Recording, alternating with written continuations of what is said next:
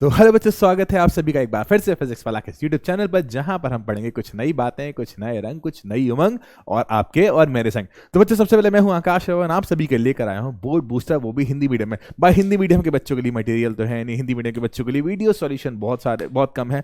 बहुत सारी दिक्कतें हैं, परेशानियों का जमघट लगा हुआ है, दिक्कत इतनी सारी हैं, हम क्या करें। तो आपकी दिक्कतों का समाधान है हमारा पीडब्ल्यू आपके लिए लेकर आया बोर्ड बूस्टर का बैच यूट्यूब पर, वो भी एब्सोल्युटली फ्री, जिसमें आपको कोई चार्ज नहीं देना है, सिर्फ आपके लिए, सिर्फ हमारे प्यारे बच्चों के लिए पीडब्ल्यू का ये प्यार। तो बच्चों, इसी के साथ आज की क्लास हम शुरू करते हैं। आज की क्लास का जो टॉपिक है ना, वो टॉपिक है ऊर्जा के स्रोत। कुछ बोर्ड्स ने, ध्यान से सुना मेरी बात को, कुछ बोर्ड्स ने इस टॉपिक को रिमूव किया। मैं क्या बात करूं, कुछ बोर्ड्स ने इस टॉपिक को रिमूव किया हुआ, हर बोर्ड ने नहीं किया भाई।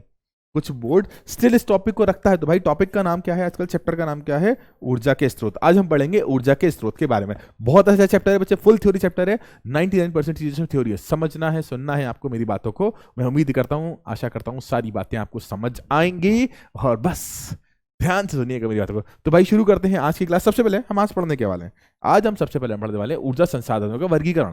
उसके बाद हम पढ़ेंगे ऊर्जा संसाधन के बारे में, उसके बाद थर्मल पावर प्लांट, उसके बाद सोलर कुकर, उसके बाद विंडमिल। ये रिपीटेड भाई है ना। विंडमिल क्या होता है, पवन चक्की। विंडमिल क्या होता है बच्चे, पवन चक्की। आगे आने दो, अपन चलाएंगे अभी पवन चक्की को भी। तो भाई सबसे पहले टॉपिक का नाम है ऊर्जा संसाधनों का वर्गीकरण। सबसे पहले टॉपिक का नाम क्या है, ऊर्जा संसाधनों का वर्ग। इसे समझने से पहले ये समझ लो ऊर्जा होती क्या है।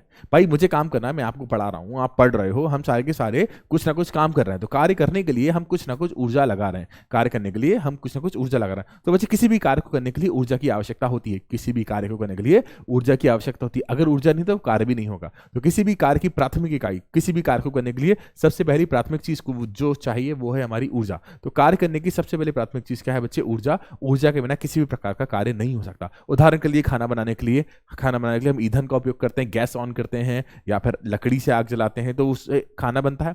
उसके बाद क्या कहते हैं, हम खाना खाते हैं तो हमारे शरीर को ऊर्जा मिलती है। उसके बाद रेफ्रिजरेटर हो गया, टीवी हो गया, एलसीडी हो गया, लाइट्स हो गई, ये सारी की सारी विद्युत ऊर्जा पर कार्य करते हैं। तो बच्चे, ऊर्जा तो भाई किसी भी काम के बिना, इस दुनिया में ऊर्जा के बिना कुछ भी नहीं हो सकता। तो बच्चे देखो, हम काफी लंबे टाइम से ऊर्जा का उपयोग करते हैं। मतलब जब से हमारा कोई अस्तित्व भी नहीं था, जब से इस दुनिया में हमारा कोई अस्तित्व नहीं था मनुष्य का, तब से इस संसार में ऊर्जा उपलब्ध है। तब से इस संसार में क्या उपलब्ध है बच्चे, ऊर्जा। तो ऊर्जा का अस्तित्व बहुत लंबा है। तो भाई जैसे कि उदाहरण के लिए टीवी चलाने के लिए टीवी रेफ्रिजरेटर चलाने के लिए विद्युत ऊर्जा का, खाना बनाने के लिए हीट एनर्जी का, हीट मतलब ऊष्मीय ऊर्जा का उपयोग करते हैं, ऊष्मीय ऊर्जा का उपयोग करते हैं। ठीक है बच्चे, इस कई प्रकार की ऊर्जा का उपयोग होता है जो कि हमारे कार्य में आती है। ठीक, तो कार्य करने की क्षमता को एनर्जी कहते हैं, और कई प्रकार की होती हैं जिनके बारे में हम आगे पढ़ने वाले हैं। आगे समझे, जैसे कि टीवी चलाने के लिए विद्युत ऊर्जा बनती है। ये विद्युत ऊर्जा कहाँ से आती है बच्चे, ये विद्युत ऊर्जा पावर प्लांट से आती है। जहां पे ऊर्जा का उत्पादन होता है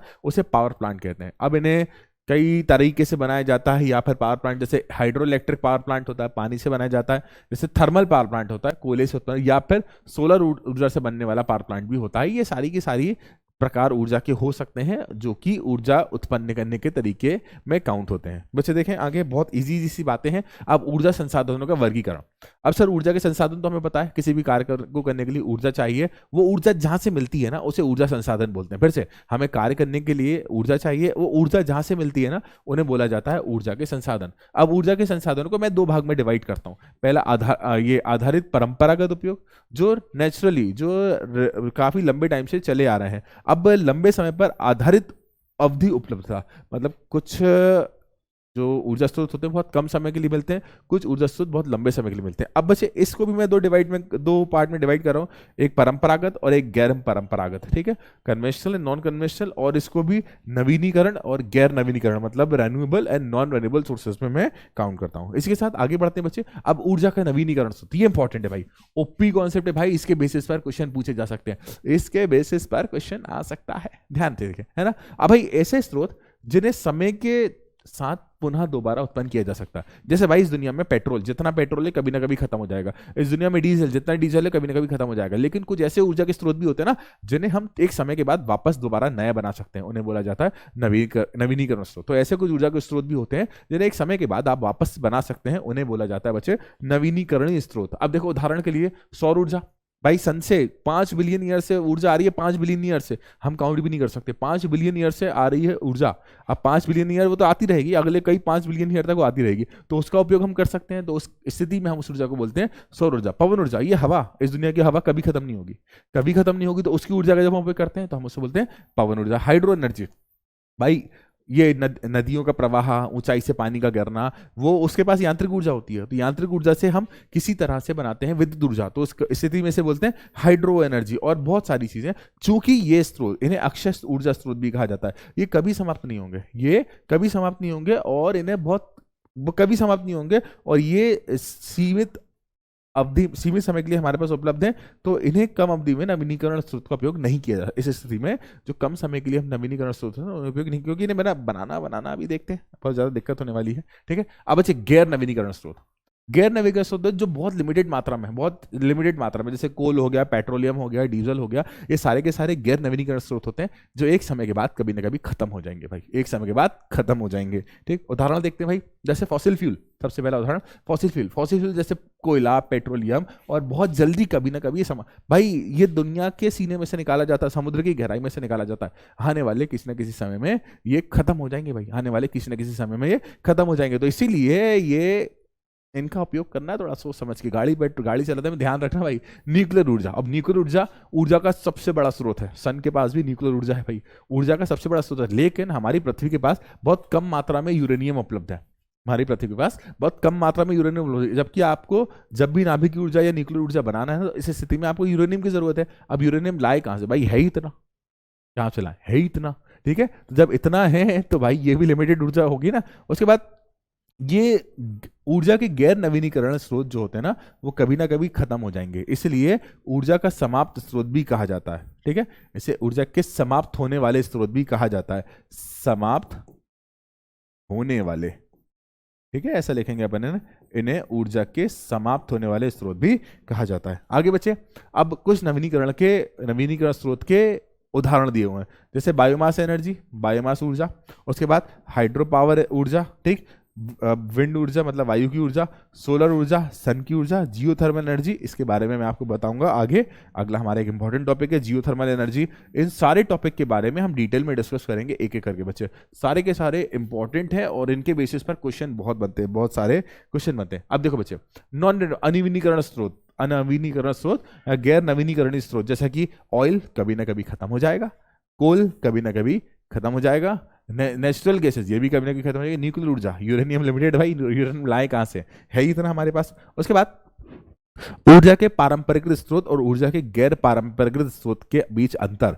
कई बच्चे मुझसे डिमांड किए कमेंट में कि सर नोट्स बनाने में दिक्कत हो रही है, तो मैंने ऐसी स्लाइड्स बनाई, ऐसी पीपीटी बनाई, आधे से ज्यादा नोट्स आपको बने हुए मिल जाएंगे। उदाहरण के लिए ऊर्जा के पारंपरिक स्रोत, जैसे कि पारंपरिक स्रोत जैसे कि हम काफी लंबे समय से उपयोग करते जा रहे हैं और इन्हें इकट्ठा भी किया जा सकता है, इन्हें पारंपरिक स्रोत के रूप में जाना जाता है। मतलब जैसे हम काफी लंबे समय से जिनको परंपरागत तौर से देखते आ रहे हैं और शायद आने वाली पीढ़ियां भी वही उपयोग करेंगी, और इन्हें इकट्ठा भी करा हुआ, जैसे पेट्रोल डीजल है ना, हम बहुत बचपन से देखते आ रहे हैं। उसके बाद नवीनीकरण स्रोत, जिन्हें अभी अभी नया नया हाल ही में उपयोग किया जा सकता है, उन्हें गैर परंपरागत स्रोत कहते हैं, जिन्हें अभी नया नया उपयोग किया गया है। उसके बाद ये गैर नवीनीकरण संसाधन है भाई, ये पॉइंट याद रखना, ऑब्जेक्टिव अगर पूछा जाता है कि पारंपरिक स्रोत नवीनीकरण है या गैर नवीनीकरण, तो आपका आंसर होगा गैर नवीनीकरण साधन, और ये नवीनीकरण स्रोत है। ठीक है, अच्छा ये गैर नवीनीकरण है, इसी वजह से ये बहुत सीमित है, कभी ना कभी ये खत्म हो जाएंगे, लेकिन ये कभी खत्म नहीं होंगे, प्रचुर मात्रा में है, जैसे सूर्य की ऊर्जा, वायु की ऊर्जा, ये कभी खत्म होने वाली चीजें नहीं है। उसके बाद ये महंगे पड़ते भाई,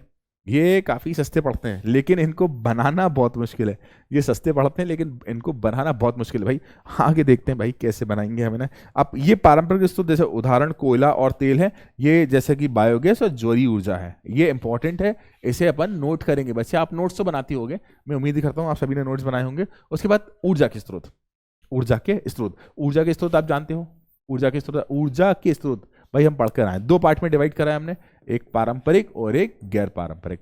गैर पारंपरिक में सौर ऊर्जा, पवन ऊर्जा, बायोगैस ऊर्जा, भूतापी ऊर्जा, और पारंपरिक में जीवाश्म जल विद्युत, थर्मोइलेक्ट्रिक है। ठीक है भाई, क्लियर। आगे देखें, अब जीवाश्म ईंधन, ये बच्चे इसके बेसिस पर ऑब्जेक्टिव कई बनते हैं, ठीक है, याद रखना, कई ऑब्जेक्टिव बनते हैं जीवाश्म ईंधन, जैसे कि कोयला हो गया, है ना, कोयले से बने उत्पाद, प्राकृतिक गैस, व्युत्पन्न गैसेस, कच्चे तेल, ये सारे के सारे गैर नवीनीकरण अपशिष्टों के लिए एक सामान्य सा शब्द है, ठीक है। जीवाश्म ईंधन उदाहरण के लिए कोल हो गया, ऑयल हो गया, नेचुरल गैसेज हो गया, प्रोपेन हो गया, कैरोसिन हो गया। बच्चे सामान्यतः ये गैर नवीनीकरण स्रोत जैसे कि आने वाले समय में कभी ना कभी खत्म हो जाएंगे। पेट्रोल, डीजल, ये पृथ्वी के अंदर एक सीमित मात्रा में उपलब्ध है। अब सीमित मात्रा में उपलब्ध होने के कारण ये कभी ना कभी खत्म हो जाएंगे। अब पृथ्वी के अंदर कुछ ऐसे स्रोत पाए जाते हैं, उदाहरण के लिए कोयला, कच्चा तेल, आपने नाम सुना होगा, कच्चा तेल क्रूड ऑयल कहा जाता है, इनसे डीजल, पेट्रोल बनाया जाता है और इनका उपयोग हमेशा होता रहेगा, तो इन्हें काउंट किया जाता है बच्चे जीवाश्म ईंधन में। अब बच्चे देखें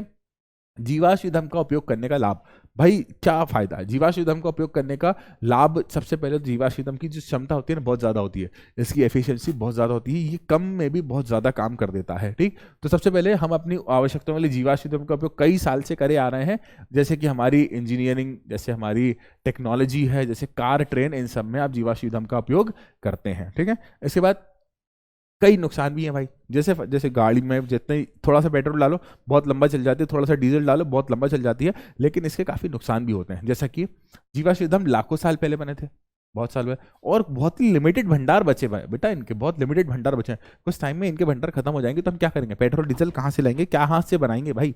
उसके बाद जीवाश्म ईंधन का उपयोग अगर हम इसी गति से करते रहे ना, जैसे हम कर रहे हैं भाई, जैसे हम आज के टाइम में कितनी गाड़ियां हैं, लाखों गाड़ियां चलती हैं एक सड़क पर, एक एक किलोमीटर चलने के लिए एक एक घंटे का जाम लगा रहता है, तो कितनी तेजी में हम कर रहे हैं। उसके बाद जीवाश्म ईंधन के जलने से पर्यावरण को नुकसान होता है बच्चे, ये तो हम जानते हैं पर्यावरण को नुकसान होता है। और अम्लीय वर्षा, अम्लीय वर्षा मतलब एसिड रेन, अम्लीय वर्षा भी होती है, एसिड रेन भी हो जाती है। एसिड रेन कितनी नुकसानदायक है, ग्लोबल वार्मिंग भाई कितनी दुखदायक बात है ये, कितनी दुखदायक बात है। इसके बाद हमारी कारों और बाइक को चलाने के लिए हम जीवाश्म ईंधन का उपयोग करते हैं, और भाई इसके अलावा हम इसका उपयोग बिजली उत्पादन के लिए भी करते हैं, और जैसे कि थर्मल पावर प्लांट में जीवाश्म ईंधन का उपयोग होता है, वहां पर भी बिजली उत्पादन के लिए इसका उपयोग किया जाता है। बस इंपॉर्टेंट पॉइंट्स हैं, जैसे जीवाश्म ईंधन कई सालों से बचे हुए हैं भाई, कई सालों से बचे हुए हैं, लेकिन कब तक बचे रहेंगे भाई, कब तक बचे रहेंगे, कभी ना कभी खत्म हो जाएंगे, क्योंकि जिस तेजी में जो खपत हो रही है ना, वो खपत होने की रेट बनने की रेट से काफी ज्यादा है। मतलब उपयोग ज्यादा कर रहा है, बना कम रहा है, उपयोग ज्यादा कर रहा है, बना कम रहा है, कब तक चलेगा, कभी ना कभी खत्म हो ही जाएगा। इसी वजह से भाई इनका उपयोग बहुत संभाल के करना चाहिए। गाड़ी, पेट्रोल, डीजल, जब हम गाड़ी में पेट्रोल डीजल जलाते हैं तो ऐसी गाड़ी लो जिसकी एफिशिएंसी ज़्यादा, जिसकी क्षमता ज़्यादा हो, जो कम तेल में ज़्यादा चलती हो। आजकल तो इलेक्ट्रिक गाड़ी आ गई है भाई, इलेक्ट्रिक तेल ही नहीं डलता उसमें। अब देखो बेटा, थर्मल पावर प्लांट इंपॉर्टेंट है, इसका डायग्राम में बनाकर लाया हूँ, कुछ नाम इंग्लिश में है, मैं हिंदी में समझाता जाऊंगा बच्चे। उदाहरण के लिए बच्चे, थर्मल पावर प्लांट का ये एक एरिया है, बॉयलर कहते हैं, जैसे जैसे बॉयलर ही हिंदी में भी बॉयलर कहा जाता है, इसके अंदर पानी भरा हुआ है, यहाँ पर देखो पानी भरा हुआ है, ये पानी इस कंडेंसर से आने वाली ऊष्मा से गर्म होकर भाप में कन्वर्ट हो जाता है, और भाप जाती है इस तरफ, ठीक है। अब ये भाप जैसे इस तरफ जाती है, गर्म भाप होती है, हाई प्रेशर भाप होती है, तो टरबाइन को रोटेट करती है। जैसे ही टरबाइन रोटेट होती है ना, तो ये टरबाइन कनेक्टेड होती है जनरेटर से, विद्युत जनित्र से। जनित्र के बारे में तो हमने पहले पढ़ा हुआ है, जनित्र एक ऐसा उपकरण होता है जो कि यांत्रिक ऊर्जा को विद्युत ऊर्जा में कन्वर्ट करता है। याद तो हो गई, पुरानी वाली क्लास को आपने ध्यान से देखा ही होगा। तो यहाँ पर इलेक्ट्रिक जनरेटर बना है, और इलेक्ट्रिक जनरेटर से बिजली बहुत दूर जाती है। अब क्या होगा भाई, पानी तो ठंडा हो गया, ये पानी ठंडा होकर यहाँ आएगा, वापस गर्म होकर ये कंडेंसर उसको गर्म करेगा, ये ऊपर लाएगा, प्रोसेस चलती रहेगी, ये प्रोसेस चलती रहेगी। अब इस पानी को गर्म करने के लिए हम जीवाश्म ईंधन का उपयोग कर रहे हैं, इस पानी को गर्म करने के लिए हम कोयले का उपयोग कर रहे हैं, और जीवाश्म ईंधन पेट्रोल का, डीजल का उपयोग कर रहे हैं। तो इस स्थिति में प्रदूषण भी हो रहा है, इस स्थिति में प्रदूषण भी, और कोयला डीजल जल रहा है तो प्रदूषण तो हो ही रहा है ना भाई। तो ये ऊर्जा बनाने का, ये विद्युत ऊर्जा बनाने का एक बहुत अच्छा स्रोत है, बहुत तेजी में, इसमें बहुत तेजी में विद्युत ऊर्जा बनती है, बहुत ज़्यादा तेजी में विद्युत ऊर्जा बनती है, लेकिन इसके कुछ प्रदूषण भी होते हैं, कुछ नुकसान भी होते हैं, ठीक है। उदाहरण के लिए थर्मल पावर प्लांट में हम गर्मी पैदा करने के लिए, मतलब गर्म पानी को करने के लिए क्या जलाते हैं, पेट्रोल या डीजल जलाते हैं। तो इस ऊष्मा का उपयोग पानी को भाप में बदलने के लिए किया जाता है, ये यांत्रिक ऊर्जा को विद्युत ऊर्जा में कन्वर्ट करता है, ये याद रखना। ये यांत्रिक ऊर्जा को किसको कौन करता है भाई, ये है ना, जनरेटर जो लगा हुआ है ना, जनरेटर, जनित्र बोलते हैं जिसे, जो जनित्र लगा ना बेटा, वो यांत्रिक ऊर्जा को विद्युत ऊर्जा में कन्वर्ट करता है। अब देखो बच्चे बायोमास, अब क्या करें सर, अब क्या करें सर, हमारे तो ऊर्जा के स्रोत कभी ना कभी खत्म हो जाएंगे, तो इन स्रोतों को बचाने के लिए हम कुछ नए स्रोत के बारे में बात करते हैं, जिसमें से एक है बायोमास। बायोमास बेसिकली बेटा पेड़ पौधों से बनी हुई चीज़ों से का जब हम उपयोग करते हैं, जैसे पेड़ों की लकड़ी का उपयोग करते हैं हम, पेड़ पौधों के अवशिष्टों का उपयोग करते हैं, जैसे पेड़ सड़ गया, पेड़ मतलब पेड़ झड़ गया, पेड़ की पत्तियां हो गई, जब हम इनका उपयोग करते हैं ना, तो इस स्थिति में हम उसे बायोगैस बोलते हैं। उदाहरण के लिए पौधे के अवशिष्ट, अवशिष्ट मतलब झड़ी हुई पत्तियां, उसके लिए पशु अवशिष्ट जैसे गाय के गोबर के कंडे हम बनाते हैं, वन अवशिष्ट जंगलों के, और जैसे कचरा कूड़ा नगर पालिका से, नगर निगम से, जो म्युनिसिपल कॉरपोरेशन होती है ना, वो सारी की सारी जब इकट्ठा करती हैं, तो इस स्थिति में कुछ अवशिष्ट पदार्थ विकसित हो जाते हैं, और अवशिष्ट पदार्थ विकसित होने के कारण हम उनका ईंधन बनाते हैं, इसलिए बोला जाता है बायोमास बोला जाता है। जैसे से बायोमास शब्द जो है कार्बनिक पौधे के पदार्थ को संदर्भित करता है। बायोमास, बायोमास जैसे कि लकड़ी के टुकड़े हैं, ये जला हुआ लकड़ी का कुछ हिस्सा है, कोयले में कन्वर्ट हो गया है, यहाँ पर देखो सूखे पेड़ हैं, इन सारे बायोमास, इन सब के जब हम ईंधन के रूप में उपयोग करते हैं, तो इस स्थिति में हम इसे बायोमास कहते हैं। ठीक है, अब बच्चे आगे उदाहरण के लिए दिया हुआ है यहाँ पर टूटे हुए पेड़, सीवेज से निकलने वाले जो गंदगी होती है, कचरा कूड़ा जो नगर पालिका नगर निगम इकट्ठा करती है उसका, इंडस्ट्री का रेसिड्यू, और इसके बाद एनिमल रेसिड्यू, गाय और जानवर जो गंदगी करते हैं, इन स्थिति में बायोमास का कन्वर्ट करते हैं। अब भाई लकड़ी जलाने की दक्षता में सुधार। अब लकड़ी हमने जला दी, लकड़ी तो आप जानते हो ना, लकड़ी तो सामान्य सी बात है सर, सब नॉर्मल सी बातें हैं, हमने देखी होगी लकड़ी। जब हम लकड़ी जलाते हैं ना, तो ऑक्सीजन की सीमित आपूर्ति में इसे जलाया जाता है, बहुत लिमिटेड, इसके अंदर पानी, और देखो जब हम लकड़ी जलाते हैं ना, तो लकड़ी जलाने से उसके अंदर जितना भी पानी होता है और जितने भी वॉलेटाइल सामग्री होती है उन्हें हटा दी जाती है, और लकड़ी के अवशेष जो होते हैं ना, वो कोयले के रूप में पीछे हो जाते हैं, कोयले के रूप में छूट जाते हैं। ठीक है, तो कोयला कैसे बनता है? कोयला कैसे बनता है? लकड़ी के जलाने से उसके जितनी भी नमी हो गई, जितने भी मॉइस्चर हो गया, जितने भी उसमें वॉलेटाइल थिंग्स हैं, उन सारे वॉलेटाइल थिंग्स को हटा दिया हमने, तो वो वहां पर कोयले के रूप में परिवर्तित हो गई। अब बच्चे लकड़ी तो बहुत अच्छा स्रोत है, लेकिन कोयला उससे बेहतर है, क्योंकि कोयला जो होता है अच्छी दक्षता में कार्य करता है। लकड़ी तो बहुत अच्छी बात है, जलती है लकड़ी तो भाई ऊर्जा उत्पन्न कर ही रही है, लेकिन कोयला उससे अधिक मात्रा में ऊर्जा उत्पन्न करता है। ठीक है, लकड़ी का कोयला, अच्छा एक बात और है, लकड़ी जब जलेगी ना तो बहुत सारी आग दहकाएगी, लेकिन कोयला जो होगा ना बहुत कम आग दहकाएगा, है ना, सिर्फ अंगारे बनेंगे उसमें, आग की लपटें नहीं बनेंगी उसमें, डायरेक्टली अंगारे बनेंगे। उसके बाद देखें, जैसे आपने लकड़ी की दक्षता में सुधार कर लिया उसे कोयले में परिवर्तित करके, उसी तरह से गाय के गोबर की दक्षता में भी हम परिवर्तित करेंगे, और इस कंडीशन में इसे हम परिवर्तित करके बायोगैस में बनाएंगे। ये एक बायोगैस का प्लांट है। इस डायग्राम को मैं आपको अच्छी तरह से नाम के साथ भेजूंगा। यहाँ पर कलर का थोड़ा सा इफेक्ट हो गया, तो जिस वजह से इसके नाम दिख नहीं रहे हैं बच्चे। ठीक है, यहाँ पर हम बायोगैस मतलब यहाँ पर इनलेट करते हैं। ठीक है, गाय के गोबर के अपशिष्ट को डालते हैं, ये जाता है काफ़ी दिनों तक यहाँ पर रखा रहता है। यहाँ पर कुछ रासायनिक अभिक्रियाएं होती हैं, रासायनिक अभिक्रिया होने के कारण यहाँ से मीथेन गैस निकलती है, और मीथेन गैस का उपयोग हम किचन में उपयोग कर सकते हैं। और किचन में क्योंकि ये ज्वलनशील होती है, ज्वलनशील होने के कारण इससे हम जला सकते हैं, इसका किचन में उपयोग कर सकते हैं, और भी कई जगह उपयोग कर सकते हैं। और बच्चे उसके बाद जो अपशिष्ट बच जाते हैं इसके अंदर, भाई गोबर था, कचरा था, ये सारा का सारा गैस निकाल दिया। अब गैस निकालने के बाद अपशिष्ट तो बचे, उन अपशिष्ट को यहाँ से बाहर निकाल लिया जाता है। इसके नाम के साथ में डायग्राम आपको भेजूंगा बेटा, ध्यान से देखना, इंपॉर्टेंट है। इसके बाद बढ़ते बच्चे जैव गैस के बारे में कुछ इंपॉर्टेंट बातें। अब बच्चे बहुत अच्छा, ये जो हमने पढ़ा ना बायोगैस, इसको जैव गैस भी कहा जाता है हिंदी में। एक बहुत अच्छा स्रोत होता है बच्चे, क्योंकि 75% इसमें सिर्फ मीथेन होता है। 75% बहुत अच्छी मात्रा होती है बच्चे। ठीक है, ये धुएं के, जब हम बायोगैस चलाएंगे ना कोई धुआं होगा, ना ही किसी तरह का कोई कचरा होगा। अच्छा, इसके अलावा इससे प्रकाश व्यवस्था, लाइक कुछ ग्रामीण क्षेत्र होगा जहाँ पर अभी भी बिजली की कमी है, बिजली है लेकिन कमी है, तो इस स्थिति में बायोगैस बायोगैस को हम जलाकर प्रकाश की व्यवस्था की जा सकती है। इसके अलावा जितने उसने पीछे छोड़ा गया घोल है, जितना सॉल्यूशन है ना, वो सारे के सारे सॉल्यूशन जो कि आपने देखा ना, मैंने कहा था अपशिष्ट छोड़े, ये सारे अपशिष्ट निकाल लिए जाएंगे, और ये अपशिष्ट का उपयोग हम खाद के रूप में करेंगे, क्योंकि इसमें अच्छी मात्रा में नाइट्रोजन और फास्फोरस होता है। इससे अच्छी मात्रा में नाइट्रोजन और फास्फोरस होता है, तो भाई इजीली बायोमास का बड़े पैमाने पर उपयोग करा जाता है, और इस उपयोग से जो ऊर्जा बनती है वो कम दक्षता में बहुत अधिक कार्य करती है। इसके बाद देखिए बायोमास के लाभ। भाई इसका उपयोग जितना आप बनाना चाहो बना दो, ये नवीनीकरण स्रोत है, ये कभी खत्म नहीं होगा। गाय के अपशिष्ट हमेशा निकलेंगे, कचरा कूड़ा हम हमेशा करेंगे, तो ये नवीनीकरण स्रोत होते हैं, ये हमेशा रहेंगे। ठीक है, ये जीवाश्म ईंधन की तुलना में कम महंगा होता है, ये जीवाश्म ईंधन की तुलना में बहुत कम, बहुत ही सस्ता पड़ जाता है बच्चे। जीवाश्म ईंधन, कोयला, पेट्रोल, डीजल, इन सब की कंपैरिजन में काफ़ी सस्ता पड़ जाता है। ठीक है, ये एक उत्कृष्ट ईंधन का उत्पादन करते हैं, ये धुएं के बिना भी जल सकते हैं। ये कचरे की मात्रा, ये क्या होता है बच्चे, अब हमने ज़मीन पर कचरा फेंक दिया, ये कचरा जाएगा कहाँ, ये पड़ा ही रहेगा ना वहाँ पर। तो उस कचरे का उपयोग कर कर हम बायोगैस बना लेना, तो ज़मीन पर जो कचरा उपलब्ध है ना, उपस्थित है, उसके मान को भी कम करता है, उसकी मात्रा को भी कम करता है, क्योंकि उसका उपयोग हमने यहाँ पर बायोगैस बनाने में कर लिया। ठीक है, आगे देखें बायोगैस के नुकसान। अब यार ये जीवाश्म ईंधन जैसा तो एनर्जी नहीं देता, ऊर्जा देता है, लेकिन जीवाश्म ईंधन जैसी ऊर्जा नहीं देता, क्योंकि उसकी दक्षता ज़्यादा होती है। ठीक है, ये पूरी तरह से साफ नहीं होता, अधिक मात्रा में इसमें कचरा उत्पन्न हो जाता है, और ये एक फायदा, ये कार्बन का उत्पादन भी नहीं करता है। ठीक है, कार्बन का उत्पादन भी नहीं करता। ठीक है, जब हम क्या कहते हैं इसका उपयोग करते हैं तो इस स्थिति में कार्बन का उत्पादन बहुत कम होता है। अब भाई ये थोड़ी सी शब्दों का है,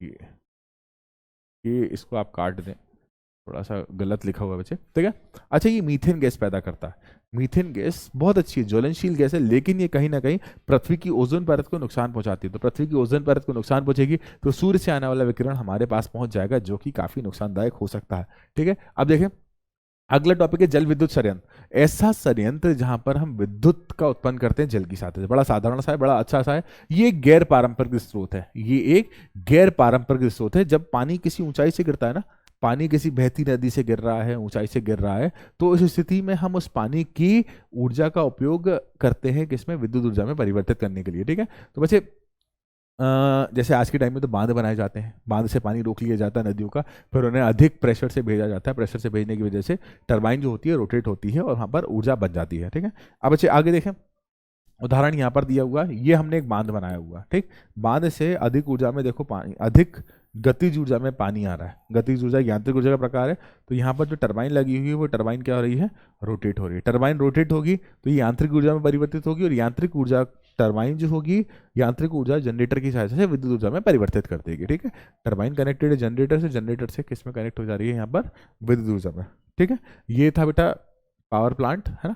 अब ऐसे देखो, सबसे पहली बात, इसका उपयोग कहाँ करेंगे हम, इसका उपयोग हम उन्हीं जगहों पर कर सकते हैं जिस जगहों पर बहुत ऊंचाई पर पानी हो, जिस जगह पर पानी की ऊंचाई बहुत ज्यादा हो। ठीक है, अब अच्छे पहली बात तो इसमें होता क्या है, ऊर्जा को टरबाइनों से घुमाकर यांत्रिक ऊर्जा में परिवर्तित किया जाता है, और उसके बाद यांत्रिक ऊर्जा को विद्युत ऊर्जा में परिवर्तित, मैं पहले बता चुका हूँ ये बात, ये मैंने पहले बता दी है, ये मैंने आपको पहले समझा दी थी। उसके बाद देखें, पानी को ऊंचाई पर रखने, भाई पहली बात तो पानी को इकट्ठा करने के लिए, पानी को ऊंचाई पर लाने के लिए, भाई हर जगह थोड़ी ऊंचाई पर होगा, तो हर पहले तो ऊंचाई पर लाने के लिए हमें बांध बनाना पड़ेंगे, और बांध से ही तो आप पानी इकट्ठा करोगे। ठीक है, बांध बनाए जाते हैं, नदियों के प्रवाह को रोक लिया जाता है, नदी के प्रवाह को रोककर हम उसके फ्लो को रोककर बांध बनाकर रोक लेते हैं, और धीरे धीरे उसके हाई प्रेशर के साथ, हाई वेलोसिटी के साथ, हाई वेग के साथ उसे आगे बढ़ाया जाता है, जिससे हमारी टरबाइन तेजी से रोटेट हो। टरबाइन जब भी रोटेट होगी तो क्या बनेगी, विद्युत। अब बच्चों ये याद, थोड़ा सा दिमाग लगाकर मुझे कमेंट में आंसर देना कि जब भी टरबाइन रोटेट होगी तो क्या, कौन सी ऐसी घटना होगी जनरेटर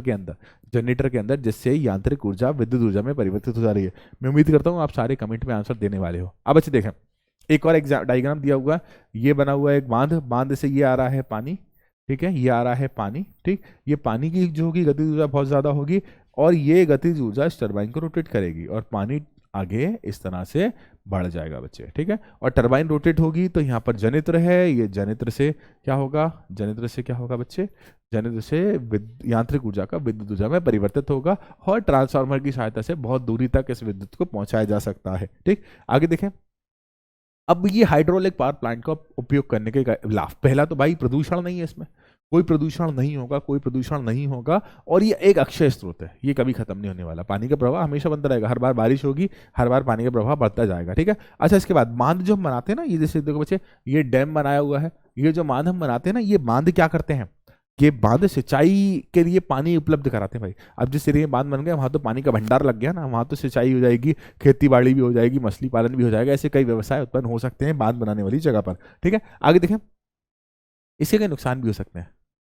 फायदे तो भाई हर चीज के दो पहलू होते हैं, एक फायदे वाला होता है, एक नुकसान वाला। तो फायदे वाले की बात करें तो नुकसान वाले की बात करते हैं। भाई बांधों का निर्माण किसी खास जगह पर ही किया जा सकता है, ऊंचाई पर होना चाहिए। कितनी ऊंचाई बनाओगे, आर्टिफिशियल ऊंचाई कितनी बनाओगे, तो पहली बात तो ऊंचाई से पर ही करेंगे, जैसे पहाड़ी इलाके। ठीक है, अब भाई क्या क्या होता है भाई, बांध तो हमने बना दिया, इतना पानी रोक लिया, इतना पानी रोक लिया, तो मैक्सिमम एरिया जो होता है ना पानी में डूब जाता है, मैक्सिमम क्षेत्र जो होता है ना पानी में डूब जाता है, ठीक है। अब जो वनस्पति पानी के नीचे डूब जाती हैं वो सड़ जाती हैं। भाई आपने इस एरिया में बांध बना दिया, पानी इकट्ठा हो जाएगा, पानी इकट्ठा होने के बाद वहां पर जितना भी पेड़ पौधे सब कुछ थे ना वो सारे डूब जाएंगे, डूबने के बाद पानी के अंदर जाकर सड़ जाएंगे, तो नुकसान हुआ ना भाई। इस स्थिति में मीथेन गैस बन जाती है। याद करो, वनस्पतिक चीजों में जब सड़ती हैं तो मीथेन गैस, अभी बायोगैस प्लांट में पढ़कर है ना, तो मीथेन गैस उत्पन्न होती है। मीथेन गैस क्या करेगी?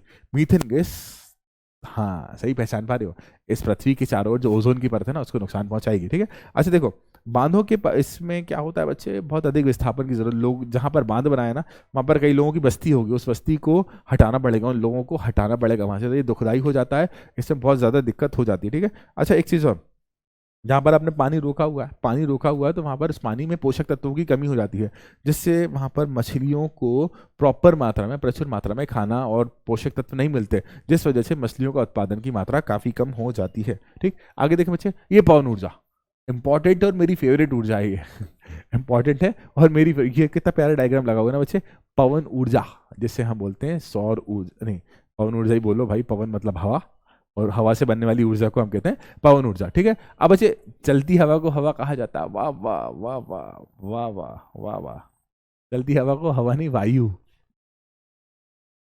चलती हवा को वायु कहा जाता है, ठीक है। चलती हवा को हवा, क्या बात बोली साहब, ठीक है। और बच्चे इस स्थिति में पवन मतलब वायु से जो उत्पादित ऊर्जा होगी उसे पवन ऊर्जा कहेंगे।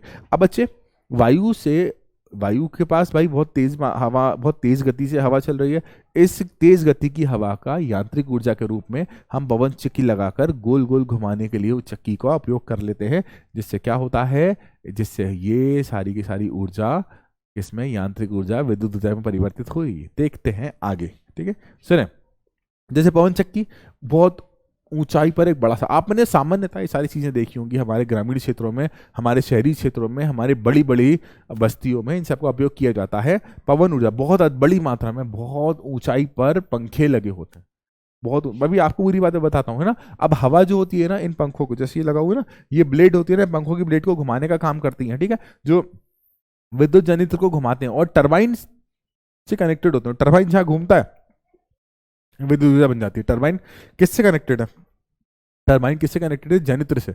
और जनित्र जानते हो आप, यांत्रिक ऊर्जा को किस में परिवर्तित करता है बच्चे? विद्युत ऊर्जा में, ठीक है। अच्छा देखो, एक बात और, आप एक पवन चक्की लगाकर बहुत सारी ऊर्जा नहीं बना सकते, क्योंकि एक पवन चक्की बहुत कम ऊर्जा बनाती है, तो इसलिए हमें ज्यादा बिजली बनाने के लिए ज्यादा पवन चक्कियां लगाना पड़ेगी, ज्यादा बिजली लगाने के लिए ज्यादा पवन चक्की लगाना पड़ेगी। अच्छा देखें भाई, क्या हुआ, आप एक पवन चक्की लगाते छोटा सा एरिया लग जाता, अब आपको बहुत सारी पवन चक्कियां लगाना है, क्योंकि एक पवन चक्की ज्यादा ऊर्जा उत्पन्न नहीं कर सकती, तो हमें बहुत सारी 2 4 6 8 10 20 50 इतनी सारी पवन चक्कियां लगाना पड़ेंगी। तो इतनी सारी पवन चक्की लगाओगे तो बहुत बड़ी संख्या में पवन चक्की लगाने के लिए बहुत बड़े क्षेत्र में, एक बहुत बड़े क्षेत्र की जरूरत पड़ेगी, ठीक है। अच्छा इसको, इसे पवन ऊर्जा, इसको तो हटा दो, ठीक। आगे बढ़ते हैं बच्चे। अब देखें, आप अकेली पवन चक्की कभी नहीं देखोगे, आप इस तरह के डायग्राम कई जगह पर देख सकते हो। अब देखो कितनी सारी पवन चक्कियां यहाँ पर लगी, क्यों लगी हैं? इसका कारण, क्योंकि एक पवन चक्की ऊर्जा का कम उत्पादन करती है। जब एक पवन चक्की ऊर्जा का उत्पादन कम करती है तो बहुत सारी पवन चक्कियों का उपयोग किया जाता है, ताकि ऊर्जा के उत्पादन के मान को बढ़ाया जा सके, ठीक है। आगे देखें बच्चे, अब पवन ऊर्जा का उपयोग करने के लाभ, भाई ये बात मैं बता चुका हूं कि जितनी भी हवा है ना वो कभी खत्म नहीं होगी, हमेशा रहेगी, हमेशा ये हवा चलती रहेगी, आज चल रही है कल उससे तेज चलती रहेगी भाई। इसको तो भाई ये एक नवीनीकरण स्रोत हो गया, ये कभी खत्म नहीं होगा। अब भाई नवीनीकरण है तो प्रदूषण भी कम हो जाएगा। भाई हवा चल रही है, हवा चलने से टरबाइन घूमने का क्या प्रदूषण होगा? कोई प्रदूषण नहीं होगा भाई, ठीक है। अच्छा देखो, पहली बात तो इसे दूर दराज के क्षेत्रों में लगाया जाता है, क्यों? जहां पर ऊर्जा के और साधन उपयोग नहीं है। सामान्यतः इसका उपयोग हम दूर दराज के क्षेत्रों में ले करते हैं जहां पर ऊर्जा के अन्य संसाधन उपयोग नहीं है। अब देखो बच्चे, कुछ नुकसान भी है। अब भाई इन्हें वहीं लगाया जा सकता है जहां साल भर हवा चले। हमारे क्षेत्रों में, कुछ क्षेत्रों में तो साल के कुछ महीने इतनी तेज हवा चलती है, लेकिन साल के कुछ महीने तो हवा ही नहीं, हवा तो हमेशा उपलब्ध है भाई, वायु हवा हमेशा उपलब्ध है, लेकिन उसकी गति समय के साथ परिवर्तित होती रहती है। तो इन्हें उस जगह पर लगाया जा सकता है जहां पर नियमित तौर से वायु की गति कैसी हो? एक जैसी हो। नियमित तौर से वायु की गति बेटा कैसी हो? एक जैसी हो। इसके अलावा, ठीक है, नियमित तौर से वायु की कैसी हो बच्चे? अच्छा देखो, हवा नहीं होने पर इनको भंडारण करने के लिए कुछ जैसे देखो ये कोशिकाएं यहाँ पर गलत लिख दिया, यहाँ पर सेल है, क्योंकि बायो में सेल का मतलब कोशिका होता है, हाँ इसलिए गलत लिख दिया, ठीक है।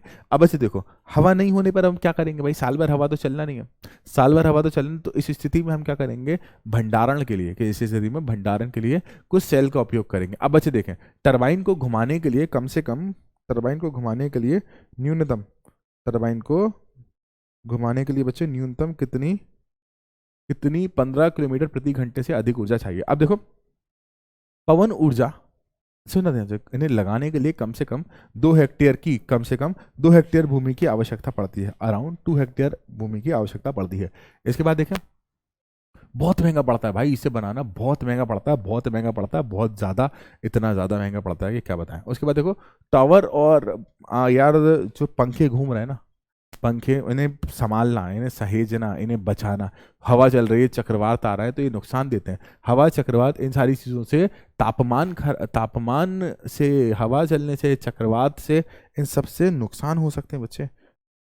हाँ तो भाई पवन चक्की जब हम जहाँ लगाएंगे ना, तो वहाँ पर बारिश भी होगी, चक्रवात भी आएंगे, तूफान भी आएगा, आंधी भी आएगा, तो इस स्थिति में भाई जो ब्लेड्स है ना, वो ब्लेड्स टूट सकती हैं, ब्लेड्स को नुकसान हो सकता है। तो उस नुकसान से बचाने के लिए इन्हें मेंटेनेंस चाहिए, इन्हें मेंटेनेंस रखने के लिए भाई पैसा खर्च होता है, पैसा खर्च भाई, ब्लेड के संबंध में कांटेक्ट में आने में पक्षी भी आ जाते हैं, तो पक्षी को नुकसान हो सकता है बच्चे, ठीक है। इसके बाद कुछ गैर पारंपरिक स्रोत के बारे में हम बात करेंगे।